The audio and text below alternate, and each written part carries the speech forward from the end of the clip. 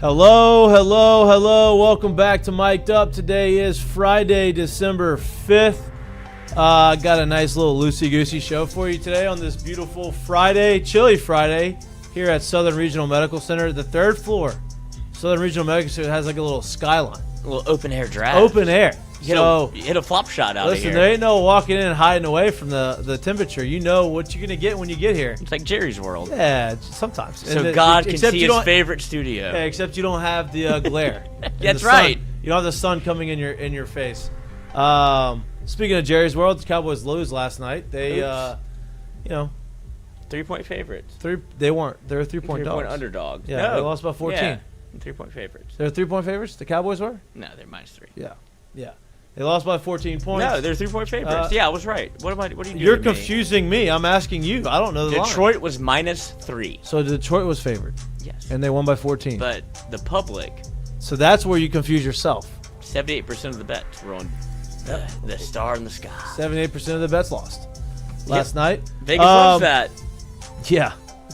We got a lot to talk about. Obviously, it's the SEC championship is tomorrow, but also conference championship games tomorrow. We're going to talk about that. Talk about is this the beginning of the end of conference championships based off of how the playoffs are structured and the conversation that are around some of these teams that are in the playoffs, are potentially in the playoffs and in the conference championship game. Talk about that. Obviously, continue to talk about the Lane Kiffin staff that he is trying to assemble, recruiting, a little bit of recruiting. Obviously, there's a couple more commits that are supposed to be happening today. At the end of, Lane Kiffin's everywhere. It's the biggest story of the news. You talk about brand. LSU obviously already has the brand. You put Lane Kiffin on that, it just feels like they have been in every sports show conversation for the last 2 weeks. They've been on CNN. More so this week. Yeah, 100%.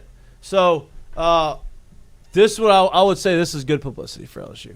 Oh, it depends on what hat you want to wear. Listen, can't fault LSU for going and get him. You can fault Kiffin, but you can't fault LSU for going and get Kiffin and bringing him here. We're going to talk about all of that. Talk about some of the changes that could be happening in the staff. Is Blake Baker going to sign? Is he going to re-sign here, or is he going to become the head coach at Tulane? If you read Twitter, they are very much convinced that he is going to take the job at Tulane. But they've been saying that for 2 days. We haven't seen him do anything. I don't know what's going to happen. But we're going to talk about that. What happens saying for 2 days? Huh?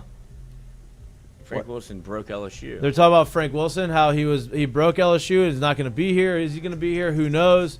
A lot of rumors are happening. Nobody really knows anything. There's been nothing decided. We're going to talk all that. What happens if Frank's gone? Right? We've seen this story before.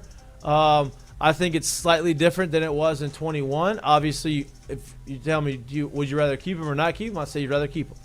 But that's a decision that obviously Lane and the staff is going to have to make, and Frank himself, joined by Lloyd. You look good today. You look like you showered. I did? Yep, you look good. Oh, look, I got a little alfalfa tree. There you go. That means you washed your hair. That's right. That's it. It looks good. Thank you. Yep. Went to F45 4 times this week. Wow, you get back on it. Watch out now. You get back on it. Shower. That's why. Yeah. That's why I had to shower. Well, yeah. What else would you do it? Look at this graphic on TV. Right now. Nick Oh, Saban's Fat Lane. FBS We got to get rid of Fat Lane. head coaching tree. Kirby Smart, Steve Sarkisian, Lane Kiffin, Kirk Signetti, Dan Lanning, Mario Cristobal, Brent Key, Pete Golding, Bill O'Brien, Mike Loxley, Charles Huff, Butch Jones, Lance Taylor, Major Applewhite, Charles Kelly, Alex Mortensen. I don't know the last. I don't know, but they're all head coaches somewhere. Yep. That's pretty impressive. I mean, why would you not? If you smell success, you rub it on you. No doubt. No doubt. We're also Is that a pine tree air freshener I'm smelling? yeah. Oh, first step detecting it. Next step's washing it off. Tummy boy. Jay Johnson would get that big tummy boy guy. Yeah. He was. He is, isn't he? Mm-hmm. Not here so much. Joined by our two-time national champion, once in football, once in baseball, first-round draft pick for the Chicago White Sox, media pundit for SEC Network, our co-host. And biggest donor to LSU football. Biggest donor. Wow, that's new. Yeah, look at him. That's He's in the theater, dude. He's taking all the recruits in. That's news to me. This is where you show. This is where you watch their highlight film in the studio. Yeah, right? the one that nobody gets to see. This is where I decide who's going to get the money and who's not. Yes, you're right. That's what we did in the fraternity. We put it all on the projector screen. Cut. Is that what you did? Yeah. Ask Rob about crazy. it. Wow. Yeah, wow. Yeah. That's tough. Ruthless world. What's your sister look like? Jay, let's jump right into the football LSU conversation, right? Lane obviously got here right before early signing period. He's going through his recruiting. He's trying to get his staff all at the same time. He has brought in some guys. There's some guys that are up in the air on whether or not they're going to stay or not stay. Blake Baker obviously has a job at LSU if he wants it, or he's going to be the head coach at Tulane. There's been rumors about Frank Wilson. May stay. Should he stay or should he go? Yeah, staying or leaving. What's your feeling on all of that, right? Like, obviously, we've seen what happened with – I think a lot of fans are snake bitten because of what happened when Brian Kelly got here and he says, "Oh, we're coming in there, we're changing everything the culture because we needed to change it." So he brings in a bunch of people who had no idea what the hell they were doing down here in Louisiana, and it was a disaster, right? And then he goes in and makes some changes, and he brings some guys back. He brings Frank back. He brings Corey back. Recruiting changed. You start seeing the talent that you're used to seeing at LSU. And so I think a lot of people see this and say, "Oh, here we go again." I think it's slightly different because he's not cleaning house completely. He's keeping a lot of guys here. I say a lot. He's keeping certain guys here. Corey Raymond staying. Obviously, he offered Blake Baker to stay. That's up to Blake at this time. And then there's a conversation about Frank. Give me your take on that whole situation. So I guess before I even go into the take, if I'm right or if I'm wrong about this, please do let me know. Lane Kiffin and Frank Wilson have previously coached together, correct? 1 year at Tennessee when Lane left after that year. Okay, so 1 year at Tennessee, so they do have some familiarity there. I'm sure they know about each other's career prior and post that 1 year at Tennessee. So with that being said, I think it allows you to let you know whatever decision is made here, it shows you kind of where they sit in that relationship and how much they either see eye to eye and or believe where each other can take, where they can go together, if you will. That's what I think is going to happen. Now, whether or not he is or is not on the staff in terms of bringing in Louisiana talent, and if he can go into New Orleans and get guys in that kind of situation, I do remember a time where there was a lot of talent that came out of New Orleans when Corey Raymond was on staff and Frank Wilson was not on staff. So I'm saying absolutely nothing to the detriment of Frank Wilson, if you will. But what I am saying is that there is still the ability, just on staff of what we know right now, to still be able to go into that area or just in the state of Louisiana itself and still bring out some of the talent. So I don't feel super, I guess, one way or the other in terms of it being a recruiting problem. Yeah, obviously Frank's really good at what he does. He's obviously great and he has great relationships there and people trust him. So that's a huge part, but there still is that on the roster as well. So I do think you still got some of that intact there. Everything I've kind of been hearing, it almost feels like a whole bunch of just internet conjecture. And I don't know what is true or what's not true, who is going, who's not going, who's staying. And I think at this point in the year, a lot of these decisions are kind of made decently quick. And I think, and when I say this point of the year, is it was an important weekend or the start to the weekend with signing day coming, right? So there's a lot of schools where it's going to be really tough to get a young gentleman, a young man, a family to trust over your son,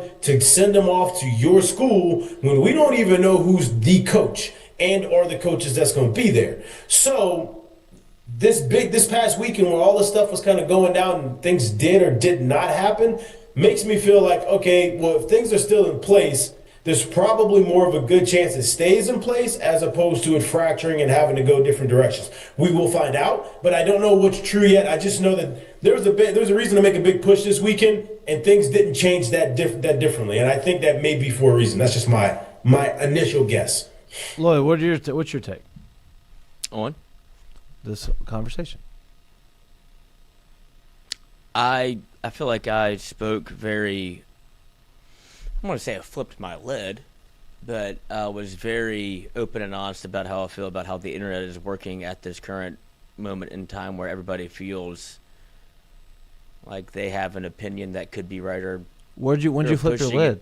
On Wednesday. About. Oh, here. Yeah, I wouldn't say you flipped your lid, but but I'd spoken passionate about how I feel about people on the internet and what they're saying about certain people with no respect to sources or anything, and how that conjecture can change people's minds and make you feel a certain way about a certain something. Like, these are still people. Right. And you're speaking with no sources, no just reading stuff. You're reading stuff like, I heard. You didn't, and making assumptions based off of what you're seeing.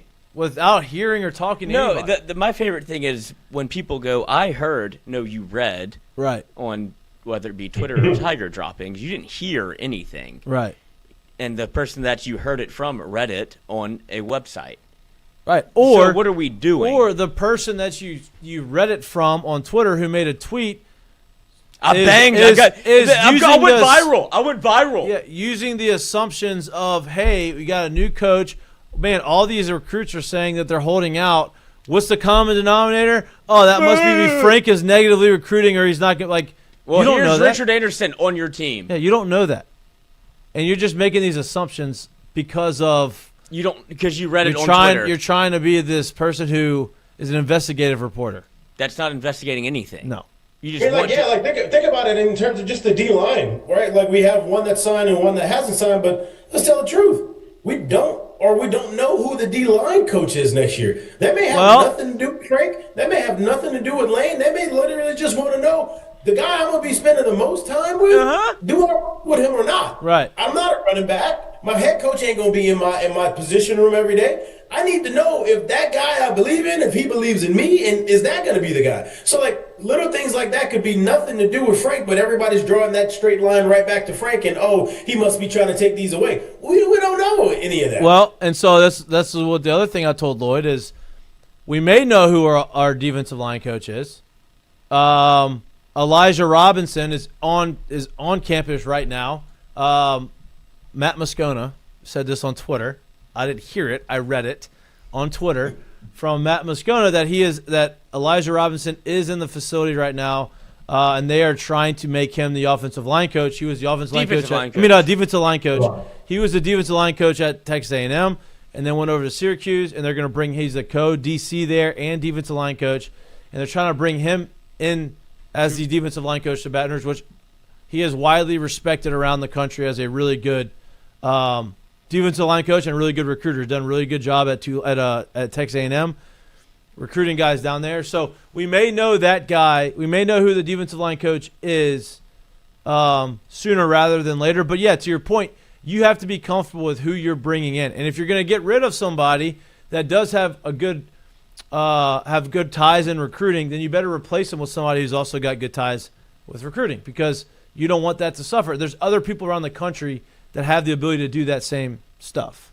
Interesting to see who Elijah Robinson is tied to, and one name I will point out, working for Texas A&M, when Jimbo Fisher. Who's tied to Jimbo Fisher? We talked about the tree. Nick Saban. Maybe there's the invisible hand working. Maybe you should call him. Listen, that's just me talking. I just read it. Didn't I mention this a couple days ago when I was saying, like, okay, who are we going to hire, all this kind of stuff, and I said, well, if you're going to get advice from Pete Carroll and Nick Saban on what school you should take and what job you should take, allegedly, and you're talking about two of the best defensive minds of all time, don't you think that you probably would ask them for some advice and say, hey, who would be on your short list of candidates that I probably should look into to go and fill some defensive staff spots? I mean, if you're gonna ask them advice for a big career move, I can't imagine you wouldn't ask them advice for.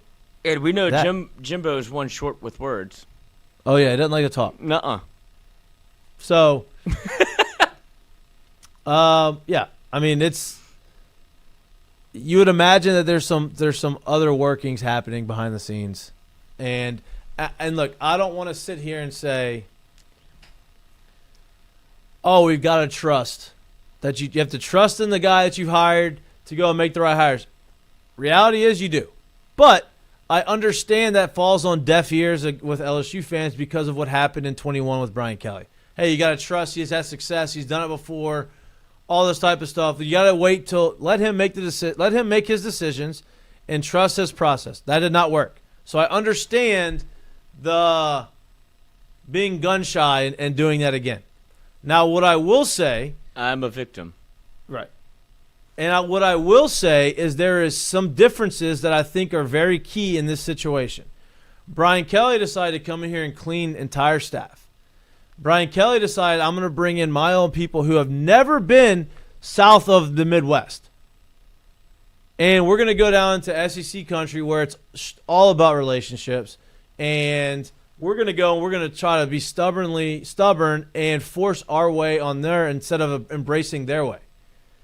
That's ultimately what failed, right? You didn't have the right pieces in place, but you also weren't willing to embrace where you're going. I think this new staff, they have been in the South, they have been in the SEC, they understand the culture, they understand the what it takes to recruit and what it takes to win in the SEC. And so I think that he's going to retain certain people that he needs to retain.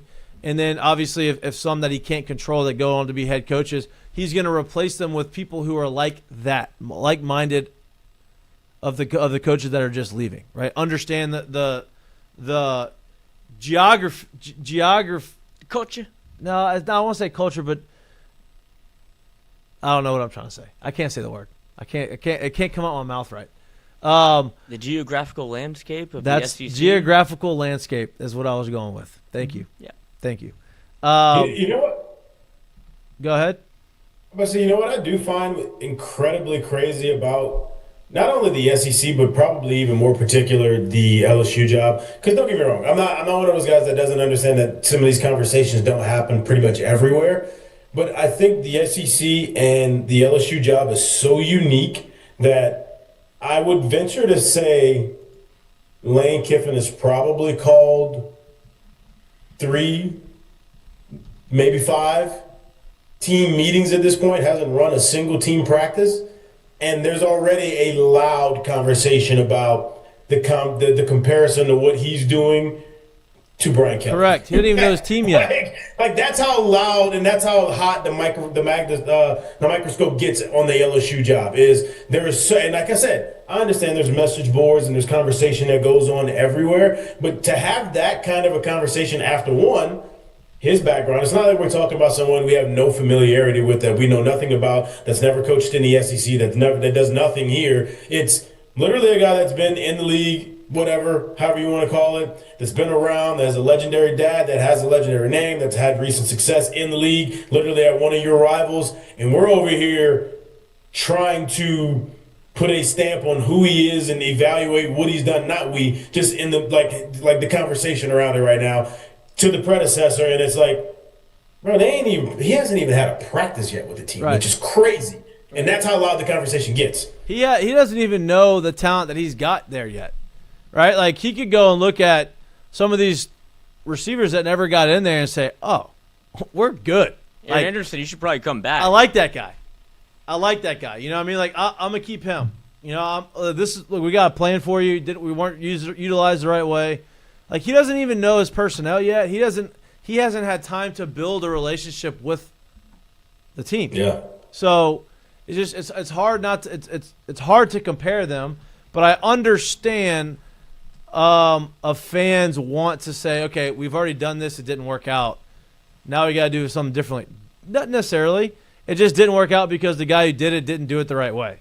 So I would say let's just let it play out and just see what happens. There's some things you can't control. If Blake Baker wants to go be a head coach at his alma mater, then that has nothing to do with Lane Kiffin or LSU. That has everything to do with Blake wanting to do something for himself. You don't think Lane knows what he's looking at?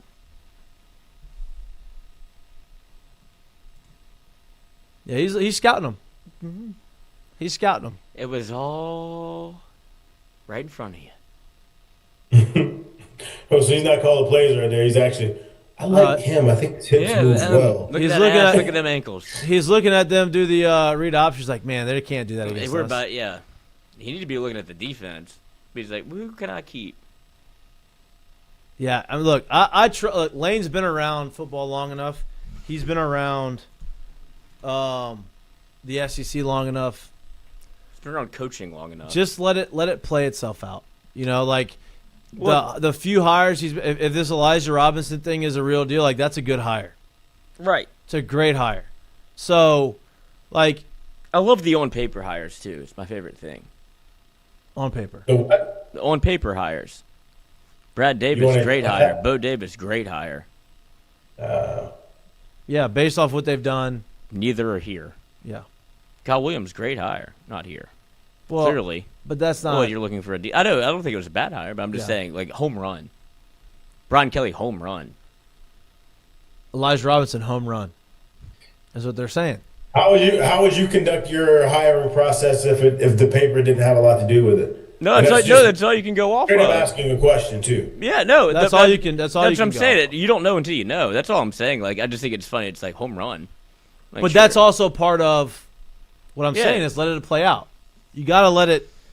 You can't make a decision based off of nothing. Based off of you past. have to do. Yeah. You have to you either get it right or you get it wrong. Correct. There's nothing. Yeah, and this is a place where you'll be harshly judged for it. And we had this conversation where I think a lot of people thought home runs were the people that are on staff right now. And obviously, if you lose Blake Baker, that is a loss. Like, I don't think anybody's going to say if you don't retain Blake Baker that you would be winning in that regard. Correct, but it's not a fault of the new staff for not that's retaining. What I'm saying. Like, that's not your fault. Right, that's what I'm saying. Like, they're not saying, oh, we don't want you.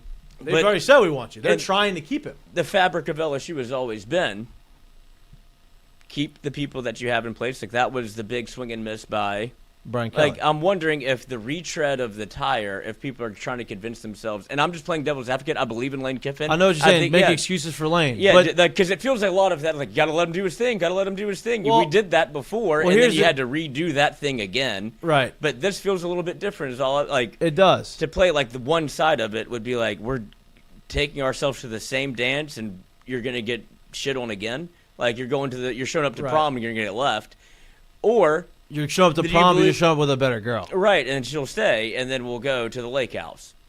Hey, do we know if when Saban, obviously Saban brings his own crew, so Saban's not one of them. I guess you can go with Les Miles and you can go with Ed Ogeron. Do we know that who they brought in the building too as well were package deals, or do we know that they sat there and said, "What? This is who I want. I like what he's about. I want to keep him in. I want to retain him." Do we know any of that background? I don't know Les's, but I know that O's was a little different because he just the interim guy, so there wasn't like he left the staff and brought. You know what I mean? He didn't leave. He wasn't a head coach and came in with a whole staff. So I think his is a little unique.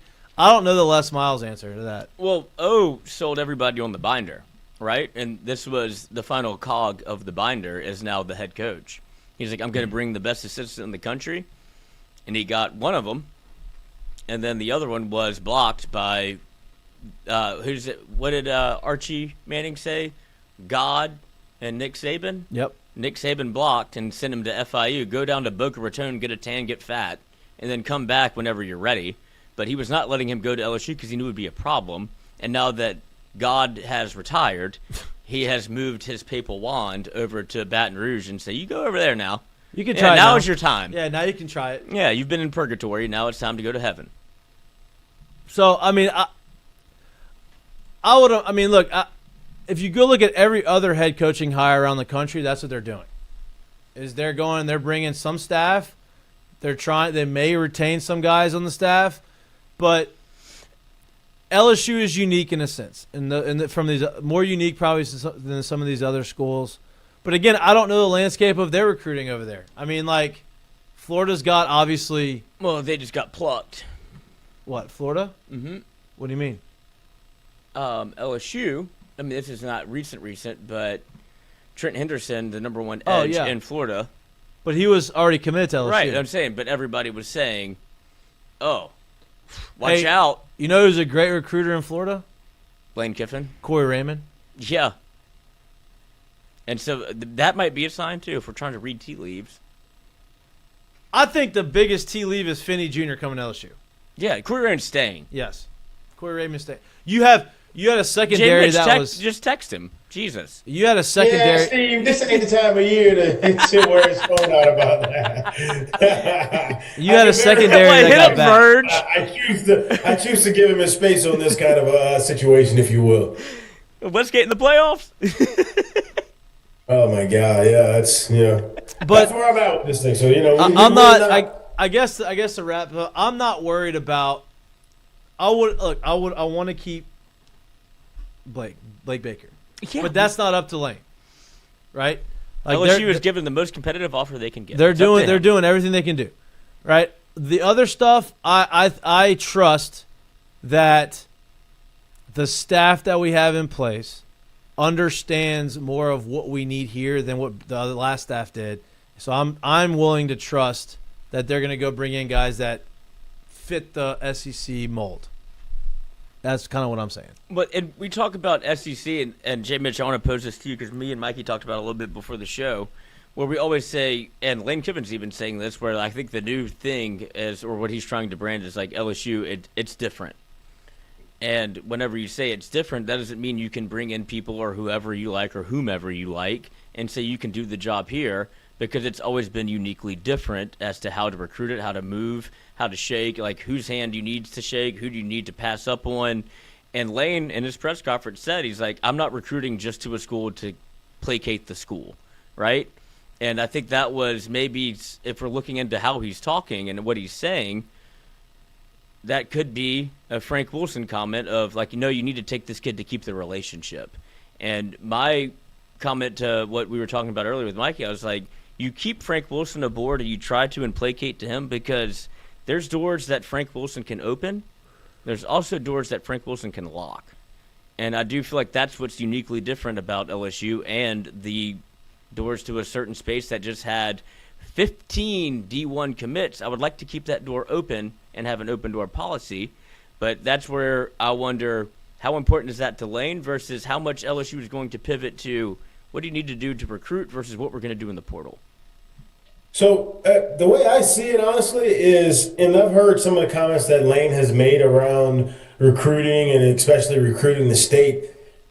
I get the feeling, I think, especially because of how he went about, or how it was reported that he went about making sure that the NIL packages and or the compensation packages for the players were, up to par. And then watching what he's done in the portal at Ole Miss, I get the feeling that he's saying that in terms of, I don't need to, nor do I really want to, fill out my entire, especially early on, my entire recruiting class with high school kids. Why? Because how many of those guys are going to show up and be on the field next year? Not that many. What I do want to do, especially early on, is if I have the vehicle to do it, which is what LSU has provided him with, I want to be able to bring the right kind of high dollar, high situation guys that have college football experience that can be high leverage players for you right now. I think that that's what he wants to do, which if that's the case, it may be, I can't take two from this school to keep the relationship good. I can't go for this kid who's on the fence at this school to keep the relationship good. I got to pass on him, and I may get 10 to 12 to 15, whatever that number is that are high school kids this year, because I need to go get this and that player out the portal that I believe will be able to step on the field and play for me and make an impact next year in 2026. Like, I get the feeling that that's what he's talking about. I think everybody knows in college ball that the way you continue to truly build a roster and build a program is by recruiting the youth, right? But you're not only tasked with recruiting the youth at LSU. You're not tasked with, hey, do what you need to do. We won't start counting on you to win until 3 years down the line. I think he understands the job is now. What we're asking you to do is show up, continue the recruiting, and also win right now. Right. So to win right now, I need to go find players who are ready to play right now, and I think that that's what he's trying to do. Correct. And those guys that you could have the highest rated recruiting class in the country. Those guys are no longer waiting a year, 2 years to play.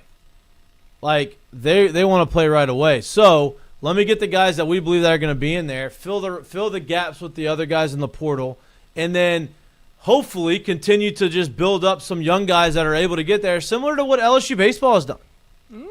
Right? LSU baseball goes out and they get all these top recruits, right? Not all of them play.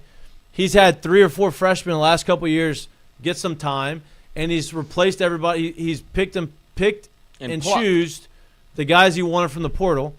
And now you look at the roster now and you're like, damn, we got guys that are seniors that have been playing since freshmen.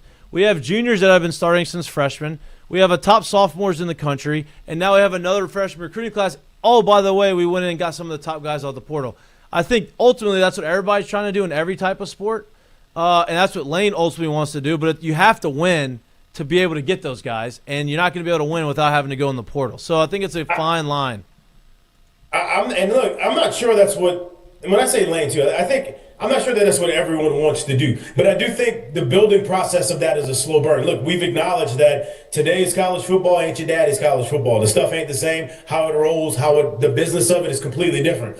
I think there's ability to be able to say, as years go by, right? Like, you're new here. You built your teams at Ole Miss completely different, and you did it through the portal. You have a better opportunity to build with youth in this place, right? But I think there's a slow burn in saying, hey, you remember those DJ Pickett's and the next ones and the next ones and the next ones that come along? Obviously, he didn't recruit DJ Pickett. I'm just saying that showed up on campus as a freshman, maybe got a chance to play as a freshman, maybe as time goes, didn't get a chance to play as a freshman, was an impact sophomore.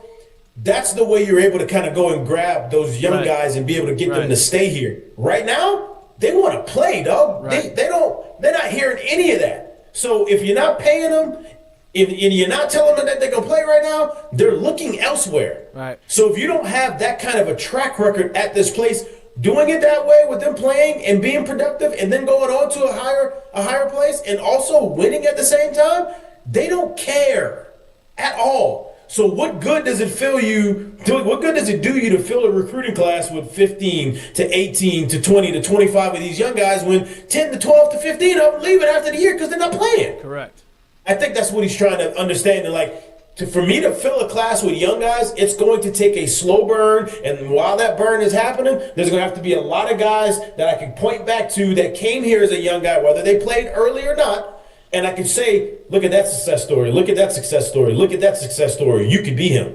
Yeah. Other than that, they're going somewhere else right now. And so now you have the ability because NCAA increased the scholarships to 105 last year. SEC voted to keep theirs at 85. They are now voting right now to bump it up to 105 in the SEC. So now you have the ability to say, oh, we're going to go get as many guys, freshmen as we want, and as many transfer portal guys as we want. And whoever sticks. That's what it's going to turn into. That's what it's turning into. And then those guys will transfer out after they don't play. If they don't, as a freshman. And even with that said, would you be surprised if maybe this is the move of what LSU is doing? Like, I know it was a shortened recruiting period because Lane Kiffin just got here, but what if they just start taking 15 kids? Maybe. I think they have gotten smaller. Yeah, UNC just took 35. It's like, yeah, you can take all you want. Like, we'll see you at the end of the year. Yeah. Like, what if LSU just going, okay, we'll take 15 if 5 of them hit, and then we fill the rest of the portal? Like, there's going to be that around the country. If you're going to take 35, I bet there's 15 leave that we can all go bid for. Like, now you're in the trend. Like, that's what I'm saying. LSU fans. But don't forget, too, like, small bit. Don't forget.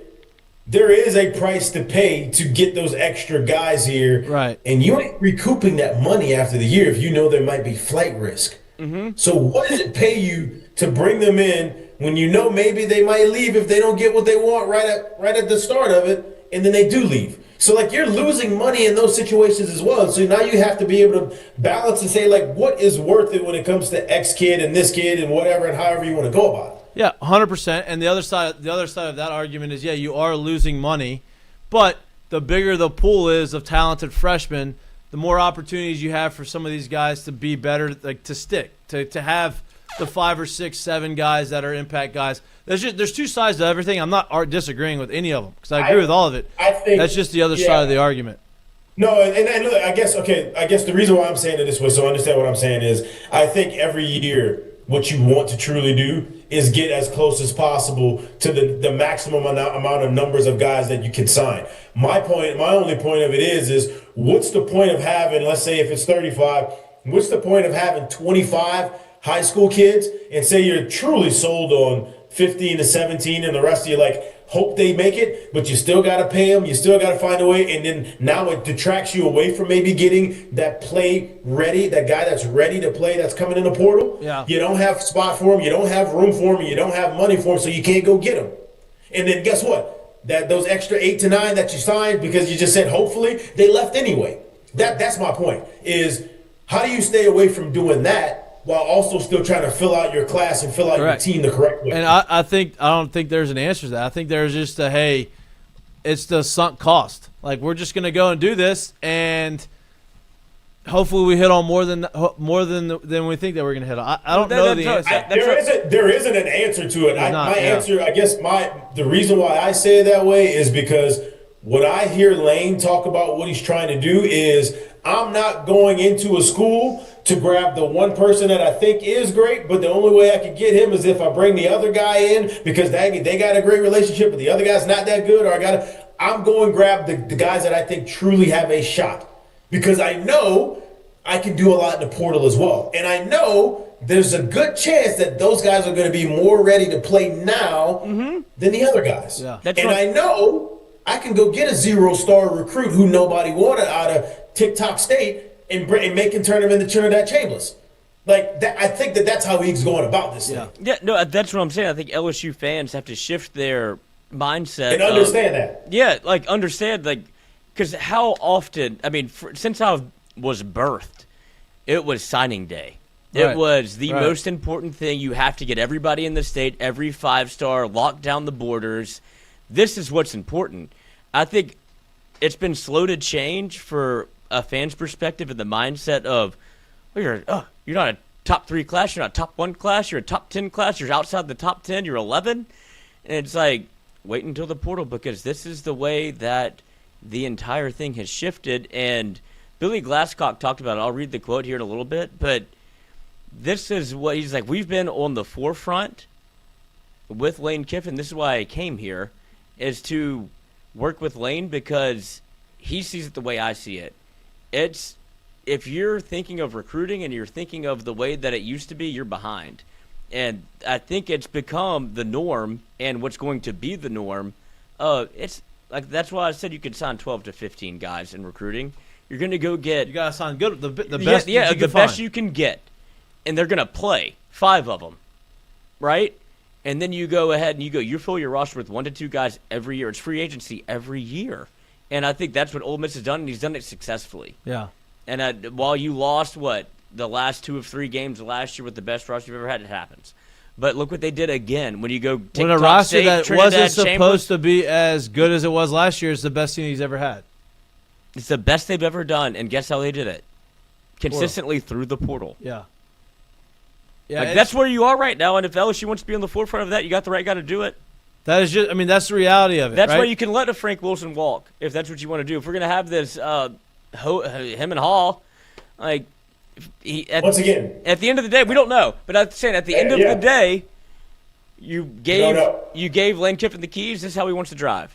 I think it's uniquely important to understand at LSU, they're not asking you to be great in 3 or 4 years. They're really not. Like if there get fired. A ton of signs that it's there early, that year 3 or 4 is not the hey, all right, here's where your window starts. Is you haven't done it yet, you're out. Ask Brian Kelly. Ain't no year 0. So with that, exactly. So with that, if that's the understanding, then it's not about building from the ground. Like, I need the base to be there. But if I got to go there and build it from the ground, it's going to be tough in a place like LSU. It just is. So understanding how to use the portal and making sure you have the resources to go into the portal and get what you need, especially early on the job, I think is so important. And I think that's how he's alluding to how he's looking at this entire situation. Completely agree.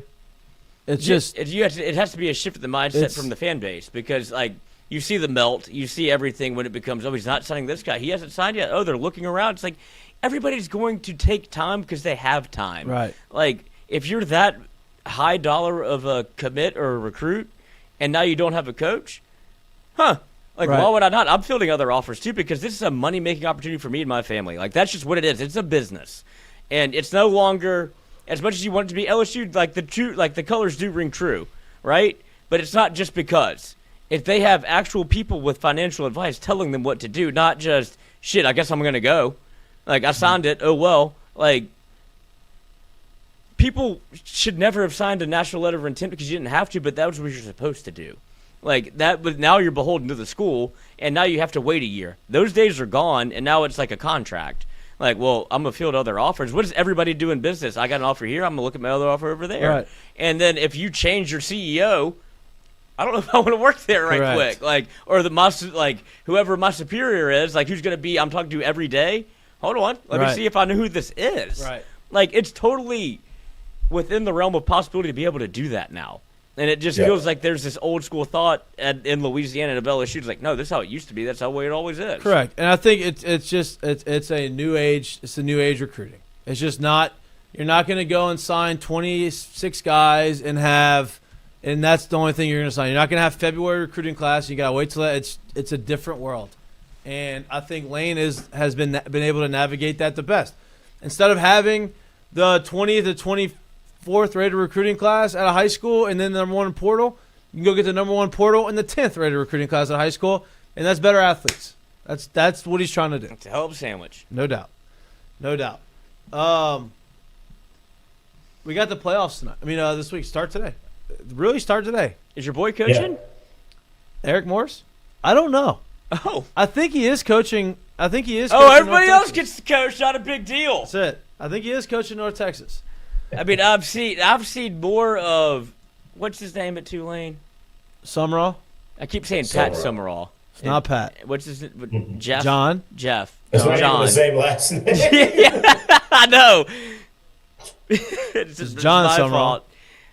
Was he the Cannon? The Cannon. That was Summerall from Lil Wayne and Madden. But like, he gets to coach, right? He's coached Tulane. I see him in Florida Blue more. I see him in Tulane Green. And that's not a big deal. Everybody's coaching. okay with it. He's not poaching or coaching. No doubt. Eric Morris. Nobody knows. What does it matter? Because they're going to a different job. I just don't think Eric Morris can be taken. Well, he's going to Oklahoma State, maybe. But T-Boone Pickens. You're right. Rest in peace, I but think. the playoffs technically start today because a group of 5 team has to will get in. Okay? The highest ranked group of 5 team has to get into the playoffs. You have all 3 of them who are ranked playing tonight in their conference championship games. Troy's playing at James Madison, North Texas playing at Tulane. The North Texas Tulane game holds the most weight. It feels like the winner of that game is going to be in the playoffs. Neither one of which has a real head coach. And neither one of them have the head coach. Actually, all 3 of them. What a time. Napier just took the James Madison job. Yeah, So all 3 of those group of 5 schools, the only one that really doesn't have a coach is Tulane. Or Ole Miss. Ole Miss has a coach. Nah. They hired the coach. But it starts tonight. You'll have one of those teams will get through, and then you have BYU. Does that not speak to the volumes how Ole Miss mismanaged this? What? Everybody else is doing it except for Ole Miss. Oh, yeah. Well, they are letting the offensive coordinator coach. Yeah, get back on the flight. Yeah. That's Charlie. What's even crazier to me when they talk about the Ole Miss situation, it's we don't want them kind of recruiting against us or recruiting for somebody else. I'm like, listen, and how, I don't know, maybe Tulane and Florida are on different recruiting levels and they look at different players. I'm just going to go ahead and guess. If you ask any coach, they're going to sit here and tell you the reason why they got just this job and that job is because they had the players at this spot and that spot. So you're telling me that maybe their top 2 to 3, top 1 to 5 players on that Tulane team are not in at least consideration for, hey, I maybe need to bring this kid along with me. Yeah. You don't think that's a possible thing? I'm sure there's a few of those guys. Yeah, they're coaching, but we're not going to do it. That's crazy to me. That's just crazy. Yeah, no, I don't understand that either. But it's the reality. It's only Lane Kiffin that could have done it. No one else. Yeah, only Lane can poach guys. And the offensive coordinator is definitely not going to tell the players, "Hey, come play for us at LSU." And the players are definitely going to look at the offensive coordinator and say, "Oh, I forgive you for leaving, and we're going to play real hard for you." Like, it just doesn't make a ton of sense. They, like you said, I called this play just for you. yeah, hey, man, you left us. You think now you can come back and we're all good? I'm gonna play hard for you. Come on now, they're gonna play hard because they want to win. Hey, But- Trinidad, trips right, Trey open, Z dagger, and oh, by the way, imagine this one in Tiger Stadium next year.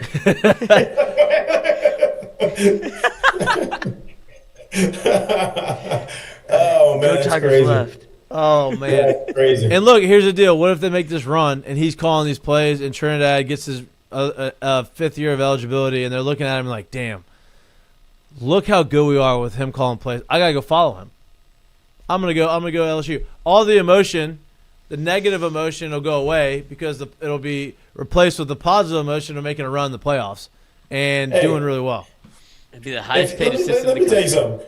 With If a Trinidad buyout. gets the fifth year and his head coach and offensive coordinator is gone, you don't think LSU is a strong chance that that's where he might want to go? Who's that? Trinidad. Oh, Trinidad. Yeah, if he gets that extra year, no doubt. If it's not him, it's going to be the backup. You mean the two guys that found me on film and nobody else did? Hey, you go, what? I ain't tied into Ole Miss, coach. I'm tied into those guys. I was a character on And I backyard wanna- baseball. and I want to go to the next level, but I'm just going to roll this dice and say, give me this brand new coach by choice. Yeah, no big deal. Yeah, let me see. Yeah, I had an offensive genius with Lane Kiffin and Charlie White. So let me roll with the defensive coordinator as my head coach, and I don't know who the OC is going to be. No. Let's be fair. Just like literally be fair. It doesn't matter who they bring in. It ain't gonna be him. He's not making the decision Right. on who they bring in. Like that. Like it's just like that's crazy that y'all don't even think that would possibly be a case anyway. Like what are we talking about here? No, I love the colors here. I've been here for 6 months. Yeah. Let's run through a few of these other games and should we just throw a hand at one more Hail Mary? This is the best way One to do more it. championship weekend. Yes. Championship And just no weekend Hail Mary. looking, no caring. But I do want to talk about the playoff for a second. They're trying. It feels like if BYU, obviously, if they win, they're in. Both them and Texas Tech will be in. But if they lose, it seems like they're trying to get them pushed. BYU. Huh? It's a playoff game for BYU. No doubt. But my argument and Lloyd's argument is, do you think even though they lose, do you think they should be in over a team like Notre Dame? Where do they currently sit right now? They're 11, but they're 11-1, and their only loss is to Texas Tech. So you have to play the same team that you lost to early in the year. So you have one loss. You lost 2 games, but to one team. Right. Yeah, you're out. Unless in my mind, unless we sit here and say that we feel like that team is the best team in the country, no, you're out. If you get beat by them twice, especially with But what over, they're I'm talking about currently. even over another 2 losses. Yeah, I know exactly what you're saying. Yeah, you're out. In my Would you mind. say the same thing about Georgia, Alabama? Do I feel the same way about Georgia, Alabama? No, because they're not in the same spot. Like Alabama's the one that beat Georgia earlier. Georgia's the one that's ranked higher right now. But then Alabama will have 3 losses. Georgia would lose. Of course, they stay. You can't drop all the way out. Right. But did we not Alabama say were to lose. If Alabama were to lose, in my mind, not one, they would have 3. They would have three losses. in it, right? But did we not? I still think that they should be in because you went to Georgia and beat them on their home field, ending their 30-something game home winning streak. So that's completely different. In that situation on the other side, if you're sitting there already on the fringe, like you're legitimately on the fringe, you're at 11, and you lose to this team, and if we don't think that this team right now, even though, look, Texas Tech is really good, they're a really good ball club, but can we sit here and equivocally say that we think that they are a top 1 to 2 team in the country? I don't think that's where people are. So if that's where we are, They're and number the 2 teams 4 that in the are sitting country. there 10 and 2 right behind you, I think you're out. Texas Tech is number 4 in the country. So but they're not. As I said, 1 or 2. I didn't say 4. But you're punishing BYU for losing losing a championship game, the same way that you didn't want to punish Alabama or Georgia. You can't punish them for playing it. No, I don't think that those championships or those leagues are built the same. But then you're rewarding Notre Dame for not having one. No, they've always rewarded Notre Dame because they're not in a conference like that. That's what I'm saying. So why would I be? Why would I play?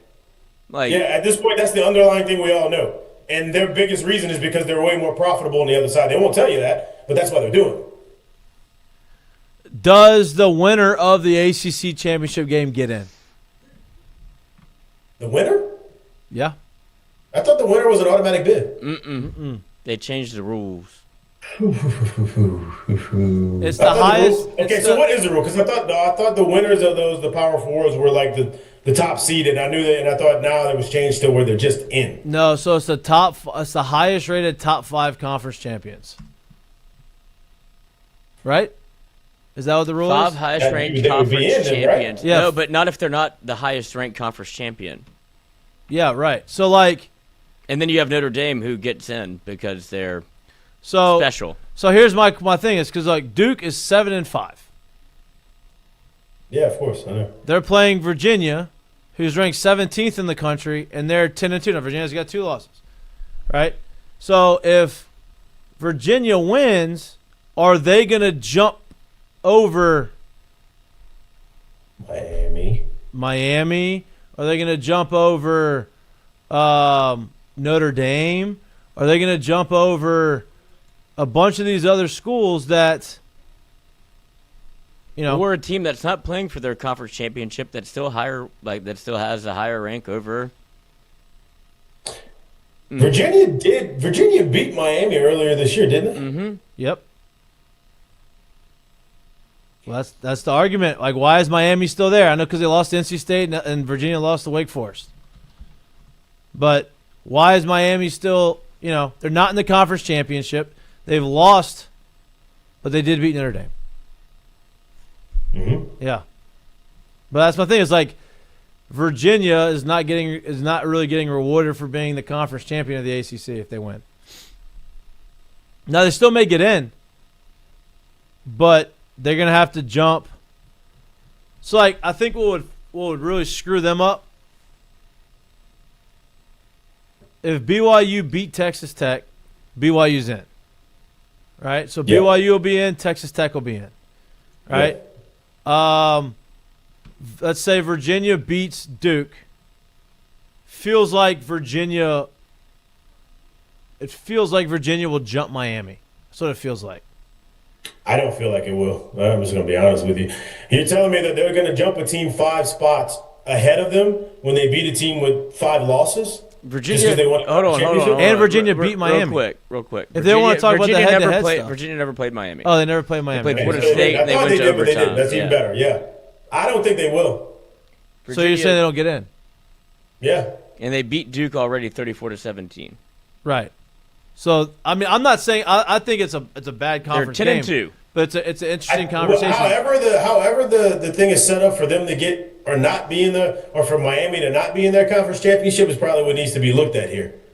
Because how do you sit with a team that's 5 spots lower than, I guess, maybe the top ranked team in your conference, and then the team that they're playing in the conference championship has 5 losses and is under? I guess ACC still has the divisions, right? That's how that would work. What'd you ask? The ACC still has divisions, right? Is that how they Duke's didn't in play? there? At 7-5. Yes. Yeah.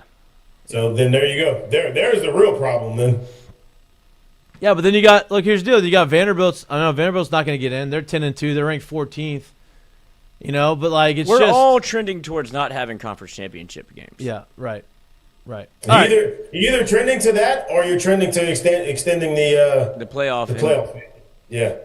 But I mean, how personally could think you? it's probably closer to being that simply because, like I said, the conference championships are huge things. Obviously, the tradition, but they're huge money makers too. And if you cut those out, how are you making up for that revenue? But And I you just don't can't- think that they're really. I don't think that they're willing in 1 year to say or 2 years to say, yeah, this is out. Yeah, we but can do that. if you do that, the SEC is the outlier in all of this because you have a play-in game essentially for the playoff with 2 of the best teams in the country go, oh, you're out. Like, okay, I guess that was the de facto national championship. Right. It's just it And then sucks, you lose 'cause I like the viewership on the conference back championship end. games. Like, that's no longer a moneymaker because you want to see Alabama and Georgia later. Yeah. But they shouldn't be playing right now. So wait, y'all think that if Alabama loses this game that they're out? No, I No, don't think they're in. I don't think they're out, but I'm just saying, Because like, you it's can't just, punish them, right? Or else why do you? I mean, Or you like can't. why would Yeah, we so play? you You can't. drop You're them not all gonna the way punish. out. You're not gonna punish them, but you're gonna punish BYU. a lesser conference. Yeah, I mean That's that's just- just that's just- fucking stupid. it just goes back and call forth. a spade here.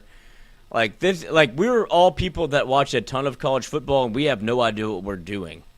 Like we don't even know how to talk about it, Yeah. right? Like, Right. do you feel confident in anything that we're saying because we have no clue what is going on Yeah. Yeah. for no reason, other than they convoluted this whole thing for money. I mean, I love me some capitalism. Only if it benefits me, though. The tax write-off. Yeah, it's a mess. It's a mess, I but don't pay taxes anyway. it's not. I'm right there with you, Donald. There's not a ton of games. But let's have What's a the Hail Mary. slate here. look like? You got Troy at James Madison, Kennesaw State at Jacksonville State tonight, North Texas at Tulane. North Texas favored by 2.5 at Tulane, and then you got UNLV, who's coached by. Doesn't Dan Mullen coach UNLV? Yeah, that's my Yep. guy. I've been that's my bets I've won this year. UNLV at Boise State. They're 10-2 as well. A hot name for the LSU coach early on. And It's who's really, really like before they fired them. 'Cause Yeah. I don't remember hearing. It was if you don't get Lane Kiffin, who do you go to? And somebody said Dan Mullen. They go no. and then you got BYU. I would like you have his wife kissing each other on the mouth. Yeah. BYU at Texas Tech tomorrow. Georgia, Alabama, Indiana at Ohio State, Duke at Virginia. Are you gonna ride with your UNLV squad? I'm trying to I want to find a picture of it. Hey, is anybody? So Duke at Virginia. That's the nightcap game, and that's happening in Charlotte. That is one of them. The other nightcap is Indiana, Ohio State. And it's kind of weird how they put that. Now, look, I'm gonna be honest with you. I feel like they put that one because they want that. Obviously, the SEC championships played in the afternoon, but they also really want let's get this thing done. So late night, we don't have to sit here and worry about is this gonna win? Or we can have to figure it out. Like, oh no, like this one's just being played at this time. Let's not have this one right, impact what's going on here. right. Okay, let's look at these real quick. I'm looking at. Do you have the spreads? I do. Duke. Okay, let's go from the games today. James Madison is favored by 23.5. Where's their coach going? Where is their coach going? Their quarterback apparently is a baller. He's going to be a top.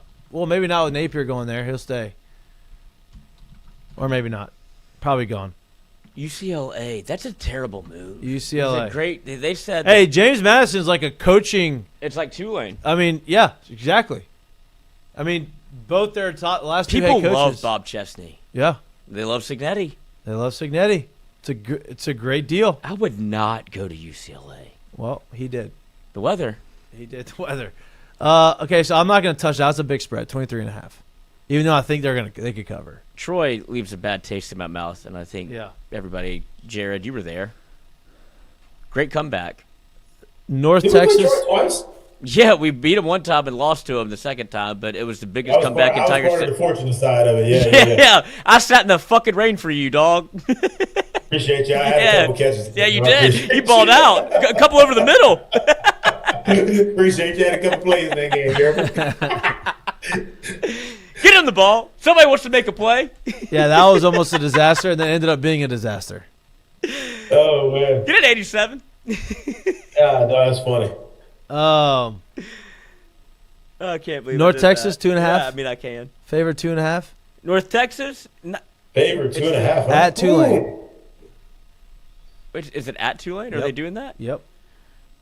I mean, are they just all going to – is it going to be Bloods and Crips that are just going to walk across the field and shake hands and tie the bandana? Like, I'm sorry you lost your coach. I'm sorry I lost my coach. This is going to be fun. Yeah, they got it. North Texas got a coach though.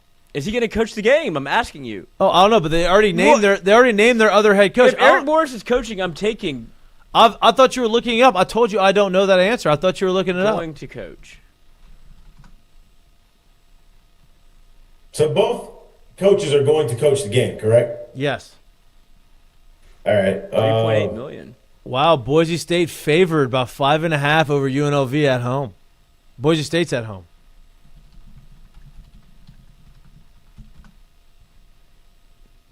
Is he coaching? Can't find him. No. He's not coaching. All right, Tulane. All right. So is that your pick? That's your pick? Yeah, one less rod for that weirdo, Sumrall. Yeah, I'm on that. I'm on with that too. And BYU. You're taking BYU over Texas Tech? That's going to be – which one's your pick? I'm taking both. But I will take – Well, we got – The money line? what is the Texas Tech line? Texas Tech favored by 12.5. Oh, give me BYU. They just signed their – oh, no, I'm switching my pick. BYU instead of Tulane. Okay, so that's your pick. They just got their coach back. Cookie Crumble came in. They're going to be rallying for the boys. You're taking the spread, correct? Yeah, Oh, 12 yeah, and a half. 12 and a half. 12.5. Okay. What do you like, All right. Jared? We still have six other games. And then we got Georgia, I like Alabama. Tulane more in that one, or just but obviously he took that one, so I like Tulane, but I'm not taking that. So just give me the rest of it. I'll take Tulane if you want BYU. No, I don't. Okay. I don't want either one. I want BYU. Okay, and then you got Georgia, Alabama, 2.5. I mean, you can bet over unders too if you want. Who's getting the 2.5? Georgia's favored by 2.5. Okay. And then Duke, Virginia. Virginia is favored by 4.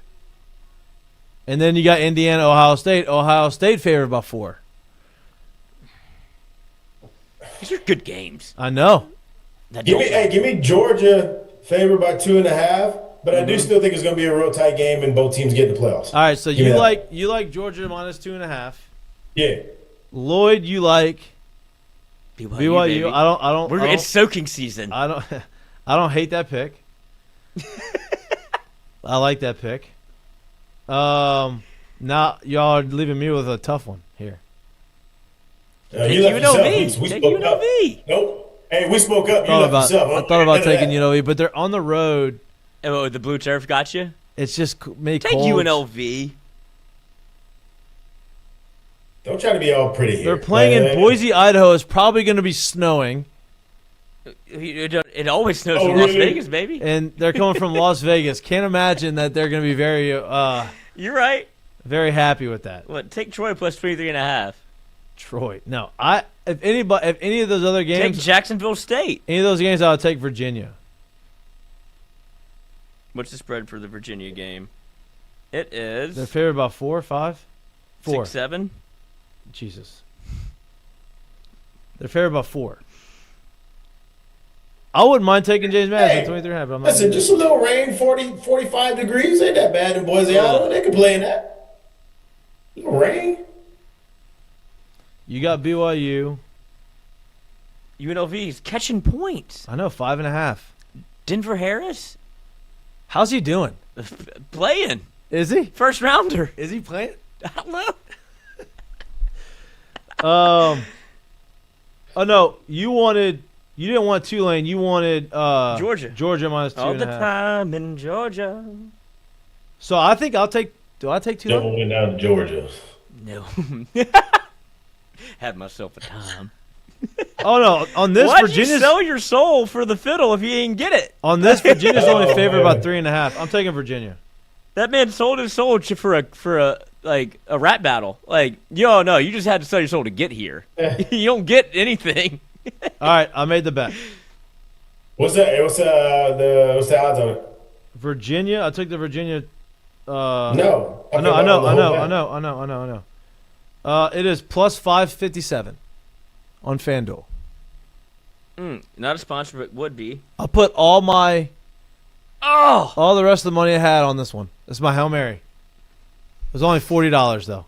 That's a Hail Mary, though. $40 parlay. That's a Hail Mary. That's a Mikey move. That's a Hail Mary. It's a big Hail Mary. It's my last one. I got zero. You know how I like to do it. $0 in there. I'm done betting. So what is it? I mean, since you told the people it's $40, what does it pay out? You could be right back in the money. $40 pays me $263. Oh, yeah, we're back. You know what I mean? Just a Hail Mary. First one of the year. I got to wait for after this week, or maybe it already hit. Boy, did I take a thumping on the LSU over 9.5 wins for the year. Oof. That's right. You know who got me? Jay got me.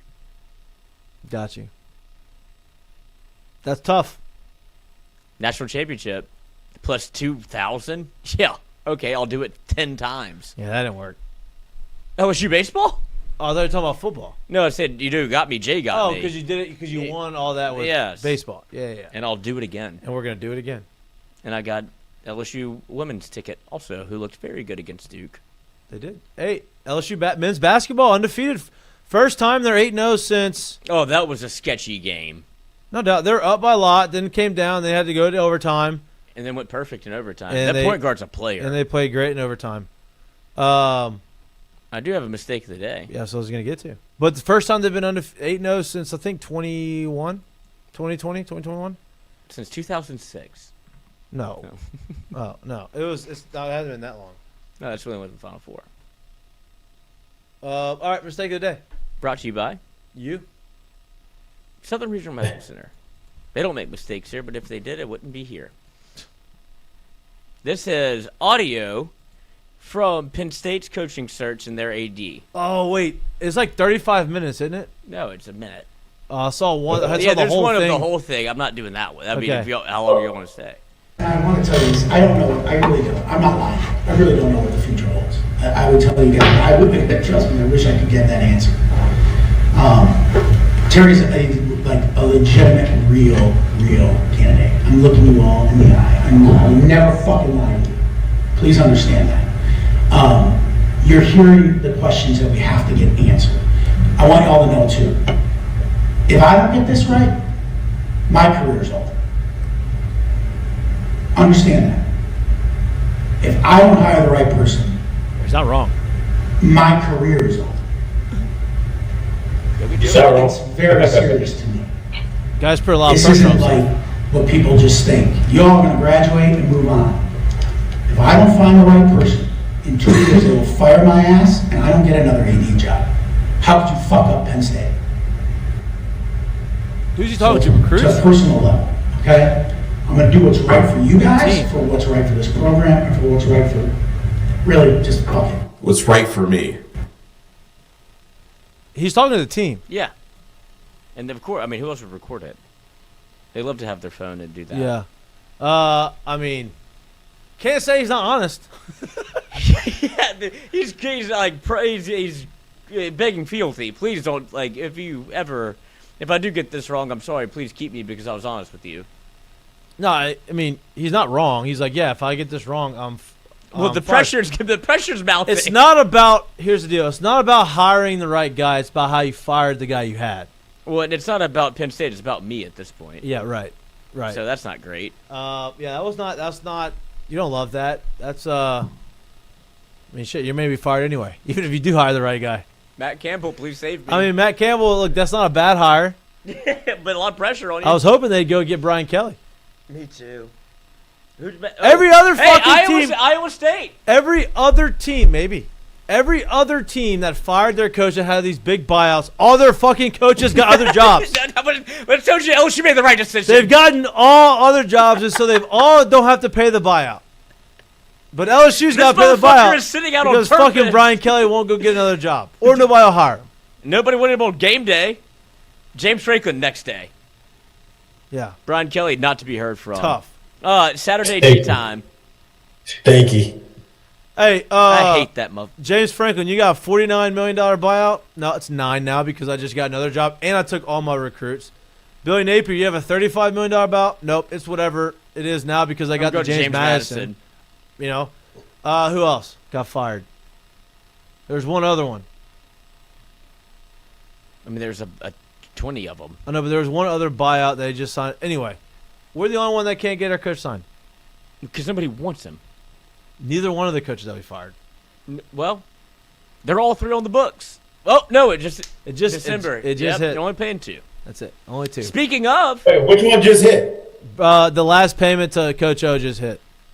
Oh. going to be a 400 great some Christmas $1,000. for the kids. Yep. Well, he only gets half that. 2 Christmases. That's it. Speaking of, my curtain call could be a group curtain call. Okay. Despite all of that, and since maybe that they're done with the Edo buyout, maybe he comes back. Who knows? LSU has officially said, we're not ready to take a prices no moss. Ah. Look at that. Hey. Look at that. People want to go to games now. That's right. That's amazing. Get y'all in the door. Hey, We're if y'all- excited. You're excited. This is great. Happy holidays. Happy holidays. Go Tigers. Happy Honda days. I love That's, that. that's definitely a show call right there. No doubt. No doubt. I mean, the fact that, like, this is the third thing that LSU has gone back on. You're the AD, you're not the AD. You're the head coach, you're not the head coach. It's like, we're raising ticket prices, we're Well, not here's the deal. It happened all without the new president in there. You know, Yeah, new president's coming financial here. wizard. Financial wizards, what we were told. Like Gary Crowton. Dial it up. I'm mad at Gary Crowton. Oh, he didn't want you? Didn't offer me. What do you think about Gary Crowton? He's in his bag there for a little bit. Gary Crowton thought that Andrew Hatch. Andrew Hatch got knocked into, Andrew Hatch, I will never forget the Hail Mary he threw 40 yards and didn't reach the end zone. and you're like, why did this motherfucker offer me? I'm like, this is the guy. That Stanford. No, really Harvard. About to get me to Harvard. jump in on this? I'm not doing this with y'all. I'm not doing this. Wait, how did he throw it? Les did ask me after my freshman year in baseball if I wanted to come out. And I said, Came in buttery? very catchable ball. Can't get right. Very catchable ball. So I heard. He throws a catchable ball. Like a butterfly with soft feet. That's it. Boy, I can't wait to see these championship games get going. Look, Andrew Hatch is What's probably the weather like? Andrew Hatch is probably working for some like hedge fund somewhere, I could find making out. millions and you can millions of definitely dollars. employ all three of us right now. No doubt. Let's see where he's at. You're telling me this guy. He's 39, so he's older than me.